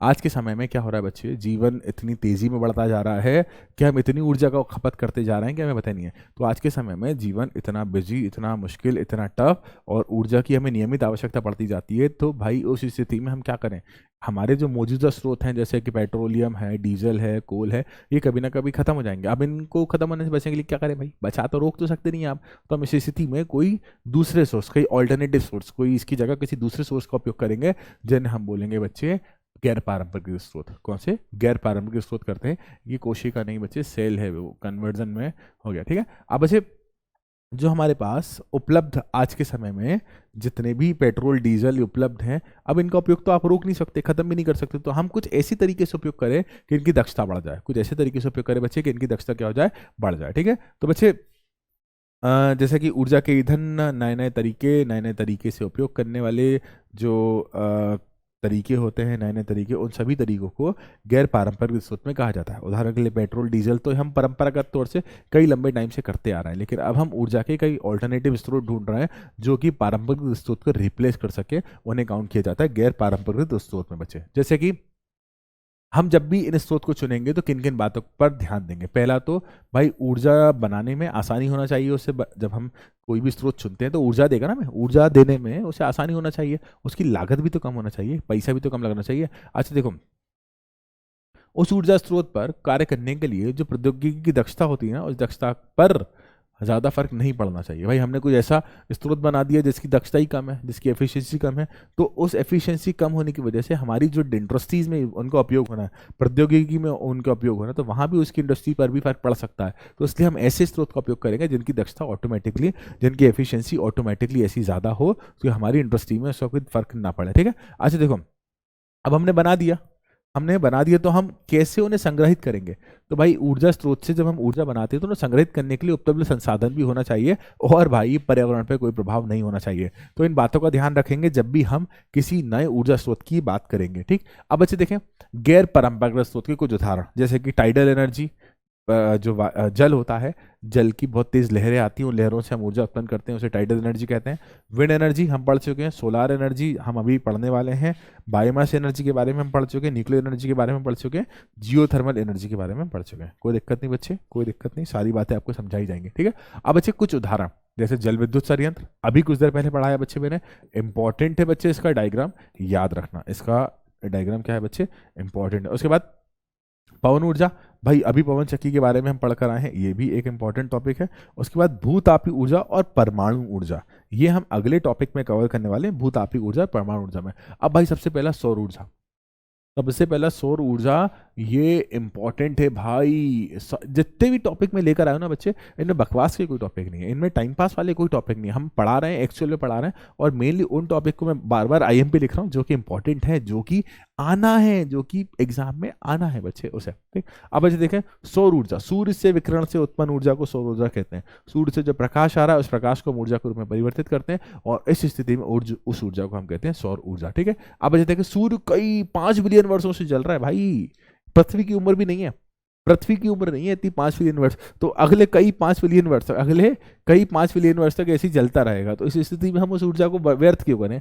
सूर्य से जो विकिरण आ रही है, सूर्य से जो गर्मी आ रही है, उस गर्मी का उपयोग भी तो हम ऊर्जा बनाने के लिए कर सकते हैं, तो ये नवीनीकरण स्रोत में काउंट हो जाता है, ठीक। आगे देखें भाई, देखो भाई, पहला सोलर कुकर, पहला उपयोग बताए। आपसे कोई पूछे कि सूर्य से आने वाले विकिरण का सबसे पहला उपयोग बताओ, सोलर कुकर। ऐसा दिखता है, बहुत सारी जगह उपयोग होता है, ऐसा दिखता है, खाना बनाने के लिए बहुत आसानी से। अब बच्चे इसका संरचना पढ़ते हैं भाई। इसके अंदर यहाँ पर काले रंग का एक डब्बा होता है। अब काला रंग ही क्यों? काला रंग क्योंकि सारे विकिरण की ऊष्मा को अपने अंदर भर लेता है। ऊपर की तरफ एक मिरर लगा होता है, एक समतल दर्पण लगा होता है। जितना भी प्रकाश इस पर आपतित होता है ना, जितना भी प्रकाश इस पर इंसिडेंट होता है, वो सारा का सारा कहाँ चला जाता है? इसके अंदर। सारा का सारा कहाँ चला जाता है बच्चे? इसके अंदर। तो भाई क्या हो रहा है? सौर कुकर, ये जो सौर कुकर है, ये आप कई जगह देख सकते हो उसे, कई ग्रामीण क्षेत्रों में जहाँ पर ईंधन आज भी उपलब्ध नहीं है, और ऐसी जगहों पर जहाँ पर अच्छी मात्रा में प्रकाश उत्पन्न है, सूर्य का प्रकाश उपलब्ध है, तो वहां पर सोलर कुकर का उपयोग किया जाता है खाना बनाने के लिए। अब बच्चे इसके बारे में, ठीक है, इसे काले रंग से हम पोत दिया जाता है। क्यों पोता जाता है? ताकि अधिक मात्रा में गर्मी को अवशोषित करे, ठीक है। इसके ऊपरी हिस्से में कांच की एक चादर लगी हुई है, ठीक है, जो बाहरी है, जिसमें एक दर्पण होता है। ये देखा होगा ना, कांच की एक चादर लगी हुई है, ये बाहरी है, इसमें कांच का एक दर्पण लगा हुआ है, समतल दर्पण लगा हुआ है। क्यों लगा? क्योंकि सारे प्रकाश को इसके अंदर पहुंचा दे रहे। आगे देखें भाई, उदाहरण दिया था, चावल बन रहा था भाई, भूख लगने लगी मुझे देखकर। इसे चावल का एक कटोरा रखा हुआ है, कांच की चादर के अंदर रखा जाता है। चावल, दाल, जो बनाना चाहो रख सकते हो, ठीक। अब ये दर्पण क्या होता है? सारे प्रकाश को इस जगह पर इकट्ठा करता जाता है, और अंदर जो भी चीजें बनाने के लिए रखी हैं उसके पास गर्मी आती जाएगी, और गर्मी आने की वजह से वो इजीली गर्मी को अवशोषित कर उससे ऊर्जा बनाएगा, और ऊर्जा बनाएगा तो गर्मी से तो खाना बनता है भाई, ठीक। इसके अलावा सौर ऊर्जा से हम बिजली बना सकते हैं। सौर ऊर्जा से हम बिजली बना, अब देखो सौर ऊर्जा का उपयोग हम ये सामान्यतः कभी देख सकते हैं, है ना। अब बच्चे देखें, इस स्थिति में जो सोलर सेल का उपयोग करते हैं, उस सोलर सेल के बारे में हम पढ़ेंगे। तो सौर ऊर्जा को सौर सेल का उपयोग करके बिजली में परिवर्तित किया जाता है ना। सोलर सेल एक ऐसा उपकरण है जो कि सौर ऊर्जा को बिजली में परिवर्तित करता है। कॉमनली सोलर सेल का उपयोग 0.5 से लेकर 0.1 वोल्टेज तक करते हैं, ठीक है। सोलर सेल जो होता है ना, 0.1 से लेकर 0.1 वोल्टेज तक, और जो 0.7 वॉट 0.7 वॉट बिजली का उत्पादन भी कर सकते हैं। वॉट के बारे में हम पहले पढ़ चुके हैं, अगर नहीं याद आ रहा तो एक बार पुरानी बातें अधिक जानकारी के लिए पुराने लेक्चर को ध्यान से देखकर आए, ठीक। अच्छा देखें, क्योंकि बात यह है कि जिस तरह से एक पवन चक्की कम ऊर्जा बनाती है, उसी तरह से एक सेल भी कम ऊर्जा बनाता है। तो अब हम क्या करें? एक सेल भी कम ऊर्जा बना रहा है, तो इस स्थिति में हम इन सेल्स को बहुत बड़ी मात्रा में लगाते हैं। जैसे कि भाई बेंगलुरु में एक डायग्राम दिखेगा आपको, देखो कितने सारे सोलर सेल लगे होंगे। चिन्ना स्वामी क्रिकेट स्टेडियम की फोटो है ये। चिन्ना स्वामी क्रिकेट स्टेडियम में पूरा का पूरा स्टेडियम किस पर काम कर रहा है? सौर ऊर्जा पर। इसमें बहुत सारी सोलर प्लेट्स लगाई गई हैं, ताकि अधिक से अधिक मात्रा में सौर ऊर्जा को विद्युत ऊर्जा में परिवर्तित किया जा सके। देखिए भाई, इसके फायदे, पहली बात तो ये कोशिका आ रहा है बच्चे, ये सेल है, ठीक है। सोलर सेल में किसी भी प्रकार का कोई गतिशील भाग नहीं होता। गतिशील भाग मतलब एक बार लगा दो खत्म, एक बार जहां है तो वहीं रहेगा। एक बार जहां है तो वो ऐसा नहीं कि आज यहाँ है तो कल वहां, कुछ नहीं, एक जगह खड़ा हुआ सोलर सेल खड़ा रहेगा हमेशा। उसके बाद आजकल तो कई ऐसी जगह भी, ऐसे भी सोलर सेल का उपयोग किया जाता है जो एक जगह से दूसरी जगह चलते हैं, देखना आप ध्यान से, ठीक। उसके बाद सोलर सेल बनाने कम रख रखाव की आवश्यकता होती है। ऐसे बनाना थोड़ा सा मुश्किल हो जाता है, लेकिन रख रखाव इसको थोड़ा सा कम हो जाता है। ऐसे दूर स्थानों पर भी लगाया जा सकता है। ऐसे जरूरी नहीं कि हमारे घर की छत पर ही लगे, वहां दूर जहां पर प्रकाश उपलब्ध है वहां पर भी इसका उपयोग किया जा सकता है, ठीक है। अच्छा देखें, ये बच्चे थोड़ा सा महंगा पड़ जाता है, इससे पावर ट्रांसमिशन थोड़ा सा महंगा पड़ जाता है, तो इस वजह से इसका उपयोग थोड़ा सा कम किया जाता है। लेकिन आने वाले भविष्य में आज के वैज्ञानिक इस दिक्कत को भी दूर करने की कोशिश कर रहे हैं कि भाई इसका अधिक से अधिक उपयोग किया जा सके, क्योंकि पेट्रोल, डीजल, ये सारे के सारे बहुत लिमिटेड मात्रा में उपलब्ध है। तो सौर सेल जो होंगे वो आने वाला भविष्य भाई, आने वाला फ्यूचर है, ठीक। अब देखें, ये कोशिका नहीं है बच्चे, सेल है, ठीक, ये सेल है। क्योंकि बच्चे ट्रांसलेट करने में सेल का मतलब आप बायोलॉजी वाली टर्म में जाने तो कोशिका होता है, इसलिए ट्रांसलेट करने में थोड़ी दिक्कत हुई। अब अच्छा देखें, इन्हें बनाने के लिए विशेष प्रकार के सिलिकॉन की आवश्यकता होती है। अब सिलिकॉन तो बहुत महंगा पड़ जाता है, और महंगा तो पड़ने के बाद अलावा बहुत लिमिटेड उपलब्ध है, महंगा पड़ने के साथ साथ बहुत लिमिटेड उपलब्ध है। तो भाई पैनल को जब हम बनाते हैं तो सेल को जोड़ने के लिए हम क्या करते हैं, चांदी का उपयोग करते हैं। चांदी का, भाई चांदी से तुम बिजली बनाओगे, इतना महंगा, इतना महंगा, इतना, तो भाई इससे बिजली बनाना बहुत महंगा पड़ जाता, बनाना मतलब इसका कंस्ट्रक्शन बहुत महंगा पड़ जाता है। इन द सेंस आप इससे पहले सोलर प्लेट बनाना पड़ेंगी, सोलर प्लेट बनाने के दौरान भी तो कुछ ना कुछ प्रदूषण हो सकता है, पहला पॉइंट ये। दूसरा, सिलिकॉन का उपयोग किया जाता है, सिलिकॉन तो बहुत महंगा पड़ जाता है, सिलिकॉन की जगह आप सिल्वर का उपयोग कर लोगे भाई ज़्यादा से ज़्यादा, सिल्वर भी तो महंगा है, क्या करोगे भाई। तो इन सारी दिक्कतों की वजह से इसका उपयोग थोड़ा सा अभी के समय में थोड़ा लिमिटेड है, लेकिन भविष्य में ये उपयोग बहुत तेजी में बढ़ने वाला है। ठीक है, आगे देखें, ये बच्चे ट्रांसलेशन में कोशिकाएं आ गई, ये सेल है भाई। ठीक है, अब जैसे कि सैटेलाइट, कोई कृत्रिम उपग्रह हमने भेजा हुआ है, तो भाई इसमें आप ऐसे डायग्राम देखते होंगे, ऐसे डायग्राम आपने देखा होगा, काफी बुक्स में ऐसे डायग्राम बना हुआ है। ये होता है एक सैटेलाइट का उपयोग, ये सोलर प्लेट्स होती हैं, ये क्या होती हैं, सोलर प्लेट, ये होती हैं बच्चे सोलर प्लेट। ये सोलर प्लेट क्या करती हैं, अब आप जानते हो क्या करती हैं। तो सैटेलाइट को ऊर्जा, कृत्रिम उपग्रह को ऊर्जा कौन प्रदान करता है, सोलर सेल। ठीक है बच्चे देखें, रेडियो वायरलेस ट्रांसमिशन, इन सारी जगहों पर सोलर पैनल का उपयोग किया जाता है। ठीक, अच्छा देखें, दूर दराज के क्षेत्रों में, सामान्यतः दूर दराज के क्षेत्रों में जहां पर हम बिजली तारों के माध्यम से नहीं पहुंचा सकते, तो वहां क्या करें, वहां पर हम सोलर सेल लगा देते हैं। जैसे कि भाई एक ऐसा क्षेत्र है जो कि यहाँ से 20,000 किलोमीटर दूर है, लेकिन वहाँ ऊर्जा तो आवश्यक है भाई, तो इस स्थिति में हम क्या करेंगे, वहां पर सोलर सेल लगा देंगे, वहां से ऊर्जा का उत्पादन किया जा सकता है। ठीक है, आगे देखें, ज्वरी ऊर्जा, ज्वरी ऊर्जा। अब भाई एक बात याद रखना, ज्वरी ऊर्जा, एक बात याद रखना, जो ज्वार भाटा होते हैं ना, ज्वार भाटा मतलब आप जानते हैं समुद्र का पानी 15 दिन बाद अपनी दिशा बदलता है, 15 दिन यहाँ तो 15 दिन वहाँ। तो ज्वार भाटा में बहुत सारी, समुद्र का जो पानी है भाई बहुत तेजी में रोटेशन कर रहा है, आगे पीछे जा रहा है, तो हम उस ऊर्जा का उपयोग कहाँ करें, तो उस ऊर्जा का उपयोग हम करते हैं ज्वरी ऊर्जा के रूप में। ठीक, क्योंकि उसके पास यांत्रिक ऊर्जा है, आगे बढ़ रहा है पीछे आ रहा है, यांत्रिक ऊर्जा तो है ना, उस यांत्रिक ऊर्जा से हम वही टरबाइन घुमाएंगे, और टरबाइन जहाँ घूमेगा, टरबाइन घुमाएंगे या हाई प्रेशर जेट एयर बनाएंगे। ठीक है, वो वाला एयर नहीं, अभी आगे बताता हूँ। ठीक है, आगे देखें, तो बहुत तेजी मात्रा में ज्वर उत्पन्न होते हैं। ठीक है, ज्वर ऊर्जा समुद्र में, ज्वर उत्पन्न मतलब जो लहरें हैं ना, उन लहरों से बनती है। ठीक, ये लहरें किसके, गुरुत्वाकर्षण खिंचाव के कारण उत्पन्न होती हैं। ठीक है, अच्छा ये बहुत उच्च भी हो सकती हैं और बहुत निम्न भी हो सकती हैं, क्योंकि ये पूरी तरह से डिपेंड करता है गुरुत्वाकर्षण पर। ठीक है, अब अच्छा देखें, समुद्र के स्तर में अंतर, ज्वरी ऊर्जा का उपयोग करते हैं। जब पानी आता है तो लेवल बढ़ जाता है, जब पानी जाता है तो लेवल कम हो जाता है, तो ज्वरी ऊर्जा। अब भाई ये कैसे बनता है, सबसे पहले तो इससे कंट्रोल करने के लिए, इसे रेगुलेट करने के लिए, इसे नियमित करने के लिए एक बांध बनाया जाता है।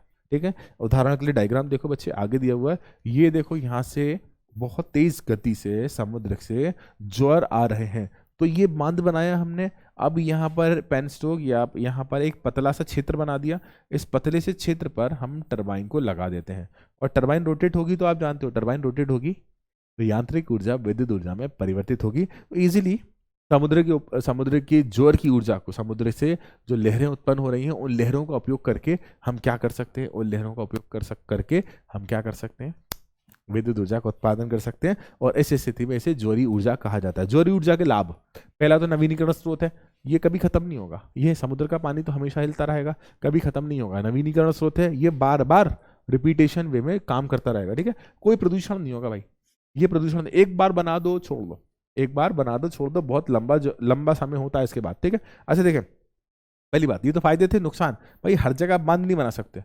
हर जगह आप बांध नहीं बना सकते।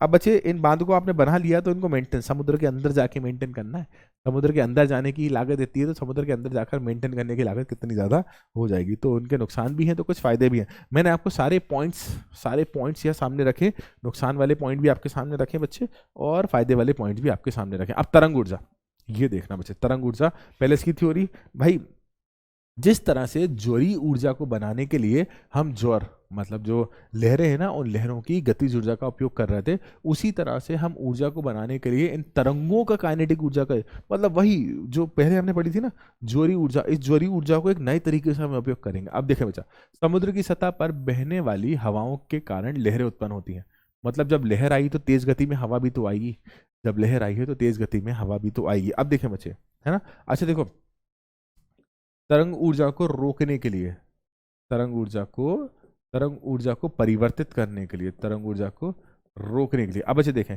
एक पेन स्ट्रोक बना हुआ है, ध्यान से समझना। इसके इस क्षेत्र में क्या भरा हुआ है? हवा। इस क्षेत्र में हमने क्या भर दी बच्चे? हवा। ध्यान से समझना। अब तरंगे आई तो यहां बढ़ेंगी, तो ये हवा तेज दबाव के साथ, तेज प्रेशर के साथ आगे बढ़ेगी, और तेज प्रेशर के साथ जैसी आगे बढ़ेगी टरबाइन रोटेट होगी, और टरबाइन जैसी रोटेट होगी ना, विद्युत ऊर्जा बनने लगेगी। ठीक है। अब भाई ये हवाएं, ये लहरें वापस गई, जैसी लहरें वापस गई तो हवाएं भी तो वापस गई, तो टरबाइन उल्टी दिशा में घूमने लगी, लेकिन घूम तो रही है ना भाई। तो भाई जैसे ही टरबाइन घूमती है तो क्या बन जाती है? यांत्रिक ऊर्जा से विद्युत ऊर्जा में परिवर्तन हो जाता है जनरेटर की सहायता से। ठीक, आगे देखें भाई फायदे, वेव एनर्जी उपयोग करने के फायदे। पहला तो नवीनीकरण स्रोत है, ठीक, पर्यावरण के अनुकूल है, किसी तरह का कोई प्रदूषण नहीं है। ठीक, तरंग ऊर्जा का दोहन करने के कई तरीके हो सकते हैं भाई, कई तरीके, दो तरीके मैं बता चुका हूं, दो तरीके, इसके अलावा और भी तरीके हो सकते हैं। ठीक है, पृथ्वी को कोई नुकसान नहीं पहुंचाता। अब इसी के भी कोई नुकसान है, इसी के भी कोई नुकसान है। इनका उपयोग वहीं किया जा सकता है जहां पर तरंग बहुत मजबूत हो। समुद्र का जो क्षेत्र है, समुद्र के क्षेत्र में कई तरंगे कहीं बहुत तेजी में चलती हैं, कुछ जगह तरंगे बहुत धीमी गति में चलती हैं। उसके बाद देखें, तरंग अनियमित होती है। समुद्र से जो तरंगे आती हैं बच्चे, कभी बहुत तेजी में, जैसे ईश्वर ना करे सबको लंबी उम्र दे, कुछ समय पहले सुनामी आई थी, तो आपने यहाँ पर इस जगह पर भाई इतनी तेजी गति में अगर समुद्र की तरंगे आ गई तो क्या होगा? सब सारे के सारे अरेंजमेंट को लेते बहेंगी। तो इसलिए ये विश्वसनीय नहीं है, इस पे हम भरोसा नहीं कर सकते। भरोसा क्यों नहीं कर सकते? क्योंकि बहुत ज्यादा समुद्र की तरंगों पर भरोसा नहीं किया जा सकता। ठीक, अब प्रारंभिक सेटअप लागत अधिक होती है, बहुत महंगा पड़ता है भाई। बांध बनाना, समुद्र के अंदर बांध बनाना या समुद्र के ऊपर बांध बनाना बहुत महंगा पड़ता है, तो इसकी लागत अधिक हो जाती है। ठीक, अब ये समुद्र के पारिस्थितिक तंत्र को कोई नुकसान नहीं पहुंचा सकता, सॉरी, समुद्र के पारिस्थितिक तंत्र को नुकसान पहुंचा सकता है भाई। मछलियां, जीव जंतु बहुत सारे रहेंगे, तो इस परिवर्तन की तरफ से जो मनुष्य कर रहा है, उस परिवर्तन के कारण उसमें कुछ ना कुछ नुकसान हो सकता है। ठीक? आगे देखें, अब महासागर थर्मल ऊर्जा, महासागर थर्मल ऊर्जा बच्चे ये बहुत अजीब सा और नया सा कॉन्सेप्ट है, शायद आपने पढ़ा होगा, लेकिन याद रखना, अब पानी का जो ऊपरी क्षेत्र होता है ना, पानी का जो ऊपरी क्षेत्र होता है ना, वो उसकी जो तापमान होता है वो कम होता है। जैसे जैसे हम नीचे जाते जाते ना, पानी का तापमान बहुत अधिक हो जाता है। जैसे जैसे हम पृथ्वी की गहराई में जाते जाएंगे ना, जो पृथ्वी की अंदर कई प्रकार की प्लेट्स उपलब्ध हैं, उन प्लेट्स में कई प्रकार के तापमान में परिवर्तन होते हैं, और तापमान में होने वाले परिवर्तन के कारण वहां से क्या होता है? पानी भाप में परिवर्तित हो जाता है। अब भाप में आया है तो हम उपयोग करेंगे उसको टरबाइन घुमाने के लिए। ठीक है, आगे देखें, देखें बच्चे, महासागर थर्मल प्लांट, इसे ओशियन थर्मल एनर्जी प्लांट भी कहा जाता है। क्या बोला जाता है? Ocean thermal energy plant. ठीक है, तो इसे OTEP भी कहा जाता है। ठीक, आगे, सामान्यतः समुद्र की या यहाँ पर किसी भी क्षेत्र में पानी की ऊपरी सतह और हर 2 किलोमीटर की गहराई पर जाने पर, हर 2 किलोमीटर की गहराई पर जाने पर, 2 किलोमीटर भी मैंने ज्यादा कह दिया, करीबन कुछ मीटर की गहराई पर जाने पर भी तापमान में करीबन 20 डिग्री सेल्सियस का अंतर आ जाता है। करीबन 20 डिग्री सेल्सियस का अंतर, मतलब यहाँ पर अगर 1 है ना, तो 1 किलोमीटर अंदर जाओ 20 डिग्री सेल्सियस पानी का तापमान होगा। ठीक, अब स्थिति में पानी का उपयोग करके हम क्या करते हैं? जैसे कि कई प्रकार के अमोनिया और वाष्पशील तरल जैसे उपयोग वाष्पीय तरल को बेलने के लिए, मतलब चलाने के लिए करते हैं, रोल करने के लिए। ठीक है, अभी आगे इसकी वर्किंग में आपको बताने वाला हूं। ठीक है, अमोनिया को बेसिकली जो अमोनिया नहीं है बेटा, यहाँ पर थोड़ी सी दिक्कत है। ठीक, अब ऐसे देखें, इस स्थिति में जो वाष्प, यहाँ पर डायग्राम आपको बताता है, इस स्थिति में जो वाष्प बनेगी ना, देखिए बेटा, यहाँ पर पानी का तापमान ज्यादा है। पानी का तापमान क्या है बच्चे? ज्यादा है। ये पानी का तापमान क्या होगा बच्चे? ऊपर की तरफ। पानी का तापमान क्या होगा? ऊपर की तरफ भाप को पहुंचेगा। जैसे भाप आएगी ना बच्चे, इस स्थिति में भाप बहुत तेज प्रेशर से जाएगी और जनरेटर को रोटेट करेगी। इस स्थिति में भाप बहुत तेज प्रेशर से आएगी, जनरेटर को रोटेट करेगी, और जनरेटर मतलब टरबाइन को रोटेट करेगी, और टरबाइन जहां भी रोटेट होगी वहां पर क्या बनेगी? हम जानते हैं, वहां पर बनेगी यांत्रिक ऊर्जा से विद्युत ऊर्जा। ठीक है बच्चे, आगे देखें। अब बच्चे देखें, इसके कुछ फायदे और नुकसान, इन पॉइंट्स को हटा देते हैं, ये थोड़े से थोड़े से ग्रामेटिकली गलत हैं, ठीक है, ये थोड़े से ग्रामेटिकली गलत हैं और मैं नहीं चाहता कि आपके पास कुछ गलत चीज़ें पहुँचे। ठीक, आगे देखें, ग्रामेटिकली गलत हैं, इनको मैं ऐसे क्रॉस कर देता हूँ। ठीक, क्योंकि बच्चे हम भाषा हिंदी हैं तो भाषा हिंदी का सम्मान करना बहुत आवश्यक है। ये ग्रामेटिकली थोड़े से गलत हैं, बाकी अब उनका उद्देश्य सही है।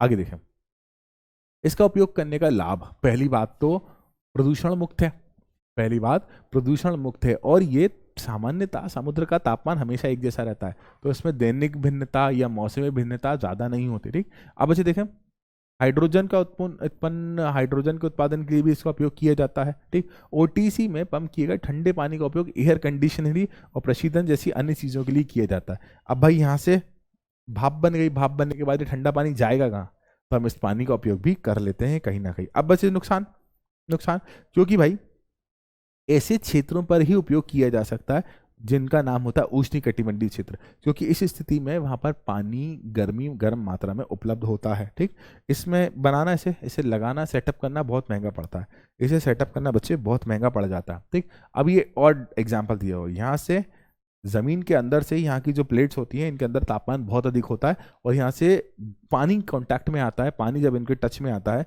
तो वो भाप में परिवर्तित होकर ऊपर आ जाता है, और ऊपर आने के बाद टरबाइन को घुमाता है भाप की सहायता से और वापस नीचे पहुंच जाता है। ठीक, आगे ये इसका एक्सप्लेनेशन दिया हुआ, इसका एक्सप्लेनेशन दिया हुआ है कि भाई भाप उत्पन्न होगी और भाप चट्टानों में क्या हो जाती है, फंस जाती है, चट्टानों में फंसने के बाद ये अधिक मात्रा में ऊपर अधिक प्रेशर के साथ ऊपर आती है, तो टरबाइन लगा देते हैं, हम जुगाड़ कर देते हैं भाई, टरबाइन जैसी लगा दी तो वो रोटेट होगी, टरबाइन जैसे लगा दी तो वो रोटेट होगी। आगे देखें, अब भाप को पृथ्वी की सतह से ये भाप जो है पृथ्वी की सतह तक जाने का रास्ता ढूंढ रही है, और इस स्थिति में गर्म झरनों का तेज गति से आए तो भाई टरबाइन को रोटेट किया, टरबाइन को रोटेट करके जनरेटर से जुड़ा हुआ है, जनरेटर से जुड़ा हुआ है तो दूर तक पहुंच जाएगा बिजली को लेकर। ठीक, आगे फायदे, पर्यावरण के अनुकूल है, कोई नुकसान नहीं होना है भाई, कोई नुकसान नहीं होना भाई। पानी अब उस भाप का उपयोग नहीं करोगे तो वातावरण में जाकर गायब हो जाएगी, इसलिए उपयोग कर लो ना चाचा। ये नवीनीकरण स्रोत है भाई, ये हमेशा रहेगा। ठीक, ये बड़ी मात्रा में ऊर्जा का उत्पादन करता है, ये 7 दिन काम कर सकता है, 24 घंटे 365 दिन, मतलब नियमित तौर पर काम कर सकता है। ठीक, अच्छा, इसको मेंटेनेंस लागत कम होती है इसकी, क्योंकि 24 घंटे काम करता है, 24 घंटे काम करने की वजह से इसकी मेंटेनेंस लागत बहुत कम होती है। ठीक, अच्छा देखें नुकसान, पहली बात तो नुकसान वैसे तो कम है, वैसे तो नुकसान भाई इसको बेसिकली व्यावसायिक तौर पर उपयोग नहीं किया जाता, व्यावसायिक तौर पर उपयोग नहीं किया जा सकता, क्योंकि इससे बहुत अधिक मात्रा में ऊर्जा उत्पन्न नहीं, जितनी वांछित है, जितनी आवश्यक है उतनी मात्रा में तो हो जाती है, लेकिन जहाँ बहुत अधिक मात्रा में ऊर्जा चाहिए तो वो उसका उत्पादन थोड़ा सा कम हो जाता है। पहली बात तो स्थापना के लिए इन्हें बनाएंगे, इस प्लांट को बनाने के लिए कितनी ज़्यादा लागत की जरूरत है, कितना ज़्यादा पैसा हमें चाहिए। ठीक, अच्छा, इसके बाद स्थिरता को प्रभावित करता है, और बच्चे प्रकृति के साथ खिलवाड़ नहीं करना चाहिए। आप थोड़ा सा गहराई में जाओगे तो पृथ्वी के संरचना के साथ कुछ ना कुछ खिलवाड़ करेंगे तो वहाँ पर भूकंप जैसी स्थिति बन सकती है, तो ये काफ़ी खतरनाक हो सकता है, इसलिए इसका उपयोग बहुत लिमिटेड मात्रा में किया जाता है। ये परमाणु ऊर्जा, हम कुछ ही टॉपिक और बचे हैं। परमाणु ऊर्जा भाई, इस यूनिवर्स में ऊर्जा का सबसे बड़ा स्रोत है परमाणु ऊर्जा, इतना बड़ा स्रोत है कि हम उसे नियंत्रण में नहीं ला सकते, हम उसे कंट्रोल ही नहीं कर सकते। परमाणु ऊर्जा जो होती है भाई, सारी की सारी परमाणु ऊर्जा जो होती है ना सन के पास है, बहुत सारी सन के पास इतनी परमाणु ऊर्जा है कि हम उसे कंट्रोल नहीं कर पा रहे, हम सन के पास ही नहीं पहुंच पाते, तो हम क्या करें, तो हमने यहाँ पर एक आर्टिफिशियल तरीके से सन की ऊर्जा, सन की रिएक्शन की जैसी एक रिएक्शन करते हैं, जिसे नाभिकीय संलयन या फिर नाभिकीय विखंडन के रूप में जानते हैं। नाभिक से जो उत्पन्न ऊर्जा होती है ना, उस ऊर्जा को कहा जाता है परमाणु ऊर्जा। बेसिकली 2 प्रकार की होती है, परमाणु विखंडन या परमाणु संलयन। नाभिकीय विखंडन या नाभिकीय संलयन के बारे में भी हम जानते हैं। अब देखिए उन दोनों में से एक एक करके अध्ययन करते हैं। अब विखंडन, जैसे यूरेनियम हो गया, प्लूटोनियम हो गया, थोरियम हो गया, ये जो होते हैं ना बच्चे, ये बड़े आकार के मतलब इनका जो नाभिक होता है, इनके नाभिक का आकार बड़ा होता है। अब ये नाभिक पर हम किसी तरह से इलेक्ट्रॉन मारें, किसी तरह से इलेक्ट्रॉन को बॉम्बिट करें, बहुत अधिक गति से इलेक्ट्रॉन को बॉम्बिट करते हैं ना, तो इस स्थिति में ये नाभिक अपने आप को तोड़कर कुछ छोटे रूप में परिवर्तित हो जाते हैं। ये आपको डायग्राम दिया हुआ है, ठीक है। तो यूरेनियम 235 पर जब एक न्यूट्रॉन की बमबारी की गई, तो इस स्थिति में पहले वो यूरेनियम 236 में बदला और बहुत अधिक गतिशील हो गया। बहुत अधिक गतिशील होने के कारण इसने तुरंत अपने आप को तोड़ लिया छोटे छोटे भाग में। अब भाई इसने तोड़ा तो अपनी जगह है, लेकिन इस तोड़ने के दौरान बहुत अधिक मात्रा में ऊर्जा उत्पन्न हुई भाई। बहुत बहुत बहुत अधिक मात्रा में ऊर्जा उत्पन्न हुई। उस इतनी मात्रा में ऊर्जा उत्पन्न हुई कि क्या बताएं आपको भाई, नियमित भी नहीं किया जा सकता। ठीक है, तो बच्चे देखो, अब भाई विखंडन, पहले ये बड़ा था, पहले ये बड़ा था, अब ये बदलकर छोटे छोटे भागों में बदल गया। तो इनके मास में परिवर्तन आया, इनके द्रव्यमान में परिवर्तन आया। वो द्रव्यमान गया कहाँ, वो परिवर्तन होकर बदल गया किसमें, हाँ सही पहचाने आप, वो परिवर्तन होकर बदल गया ऊर्जा में। जैसे कि हम जानते हैं ना, E is equals to mc²। तो एनर्जी को द्रव्यमान में परिवर्तित किया जा सकता है। ठीक है, अब देखें, जहां पर m क्या है, द्रव्यमान का अंतर है, और c क्या है, प्रकाश की गति है। c क्या है बच्चे, यहाँ पर प्रकाश की गति है। ठीक, अब भाई इस स्थिति में जो हम कोयले से ऊर्जा बनाते हैं ना, उससे 10 बिलियन गुना उत्पन्न कर सकते हैं हम ज्यादा। हाँ 10, इतनी ज्यादा है, इतनी ज्यादा है कि हम इसे नियंत्रण भी नहीं कर सकते। ठीक है, अब परमाणु संलयन। अब भाई जैसा कि अभी आपने थोड़ी देर पहले पढ़ा था कि बड़े को छोटे में तोड़ना विखंडन, तो छोटे से बड़े का बनाना संलयन होता है।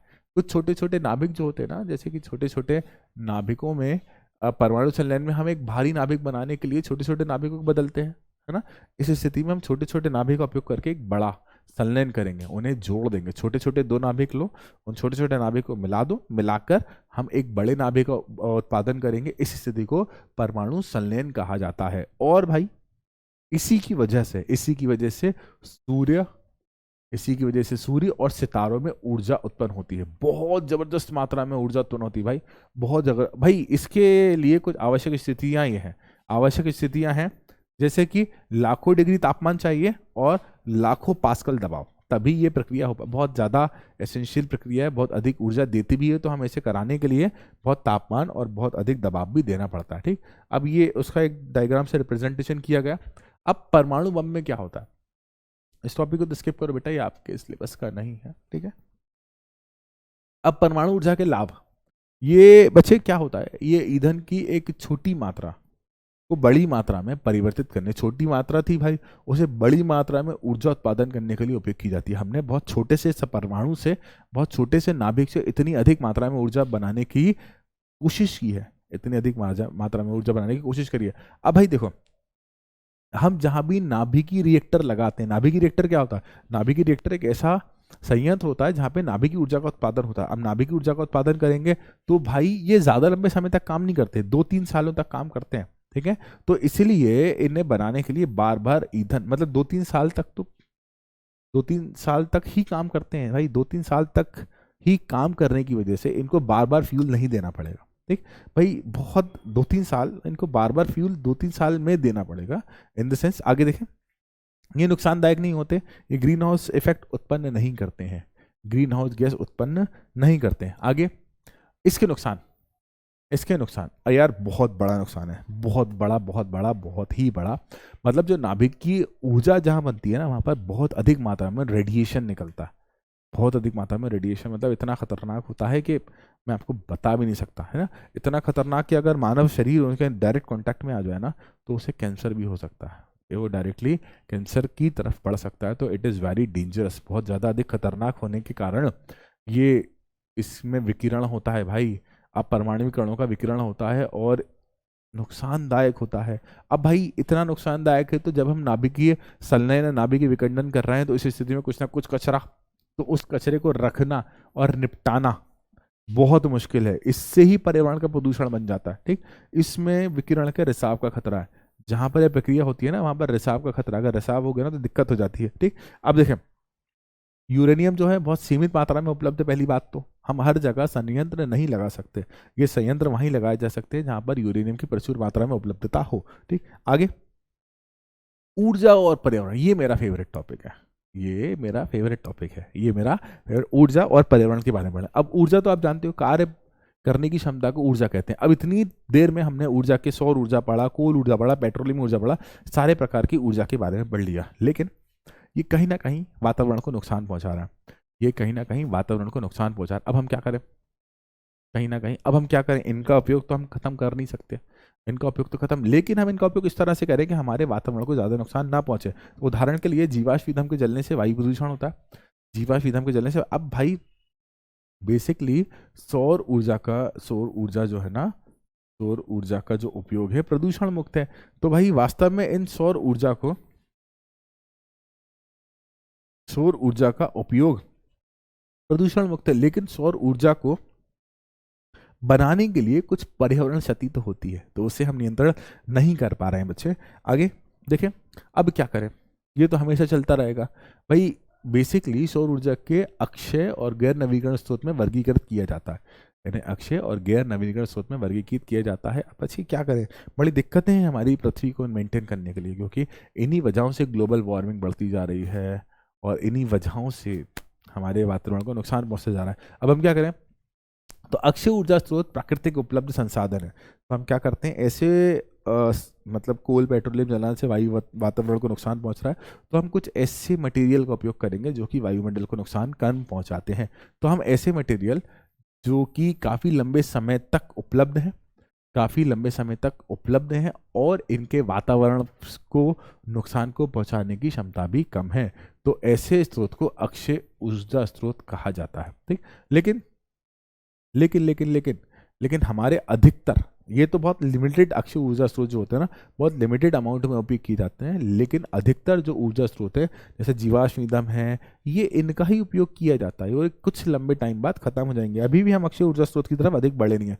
तो अब हम क्या करें, तो हम इसीलिए इनसे बचाने के लिए भाई उसका उपयोग तो हम कम कर ही नहीं पा रहे हैं ना, हम क्या करें, तो हम अपने अंदर कुछ सुधार लाएंगे, हम अपनी आदतों में कुछ परिवर्तन लाएंगे। जैसे उपयोग ना होने पर टीवी लैपटॉप जैसे उपकरणों को बंद करें, क्योंकि ऊर्जा का उत्पादन तो रोक नहीं पा रहे हैं, तो ऊर्जा का उपयोग कम करते हैं, ऊर्जा का व्यर्थ ना करें। ठीक है, तो क्योंकि बिजली की बचत ही बिजली का उत्पादन है, ऊर्जा की बचत ही ऊर्जा का उत्पादन है। ठीक, अब देखें, जैसे कि बल्ब आज के ज़माने में एलईडी का उपयोग किया जाता है, जैसे कि नॉर्मल लाइट रूम में नॉर्मल प्रकाश के लिए हम एलईडी का उपयोग करें, ऐसे उपकरणों का उपयोग करें जो कि कम ऊर्जा में अधिक कार्य करते